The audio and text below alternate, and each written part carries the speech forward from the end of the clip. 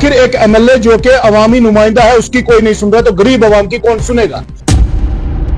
بیٹیوں کو روتے ہوئے تڑپتے ہوئے مرتا ہوا دیکھ رہے تھے یہ لوگ۔ سوال یہ ہے کہ آخر آج قبروں پر سیاست کیوں؟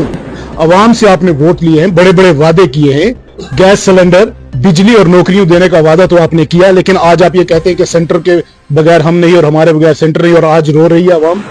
راجوری کے 17 معصوم لوگوں کی جان چلی گئی۔ پول تو ساری کہیں کہ عمر عبداللہ سرکار کو ایمرجنسی ڈکلیئر کرنی چاہیے تھی اس وبا کو لے کر۔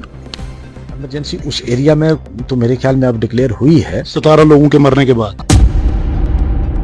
کچھ لوگوں نے سڑکیں بند کی، پروٹیسٹ کر رہے تھے، کہیں نہ کہیں اپنا فیس بنا رہے تھے، تو کیا سمجھتے ہیں آپ یہ چیپ سیاست نہیں ہے؟ بالکل یہ چیپ سیاست ہے کہ بھائی سڑکیں بند کرنے سے مریضوں کو کوئی نہ تو راحت مل سکتی ہے نہ علاج ہو سکتا ہے۔ ہم تو عمر سرکار فیل ہو گئی۔ یہ بھی نہیں میں کہوں گا فیل ہو گئے، اگر بچیوں کو ایک جہاز مہیا نہیں کروا پایا ایک سی ایم، تو ہم یہ کہیں کہ نام نہاد کرسی ہے۔ یہ بھی کہنا مناسب نہیں ہوگا۔ آپ نہیں کہہ سکتے، عوام کہہ رہی ہے۔ جاوید صاحب کو اگر جہاں ضرورت پڑے گی ہم ساتھ کھڑے ہیں، لیکن ایم ایل اے کا کام میں آپ کے اس بات سے متفق نہیں ہوں، عوام متفق نہیں ہے۔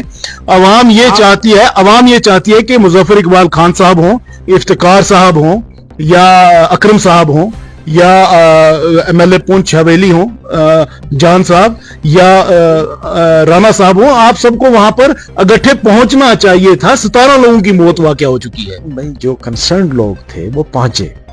آپ کنسرن تھے، میں یہ کہوں گا آپ کنسرن تھے۔ عمر صاحب کے لیے میسج جو عوام سننا چاہتی ہے آپ سے۔ عمر صاحب سے میری یہی گزارش رہے گی کہ اگر اس میں کوئی کوتاہی ہوئی ہے تحقیق کریں۔ کوتاہی تو سامنے ہوئی اور اس کو جو بھی اس کا رسپانسیبل ہے۔ دیکھیے عمر صاحب کی کوتاہی یہ ہے، میں بتاتا ہوں، عمر صاحب کی کوتاہی یہ ہے 17 لوگوں کی موت واقع ہو جاتی ہے، اس کے بعد عمر صاحب کو راجوری یاد آتا ہے۔ لیکن جب الیکشن تھا تو سب سے پہلے عمر صاحب کو راجوری اور پونچھ یاد آیا۔ آپ مانتے ہیں کہ ہماری نمائندگی نہیں کرنے والا کوئی بھی نہیں؟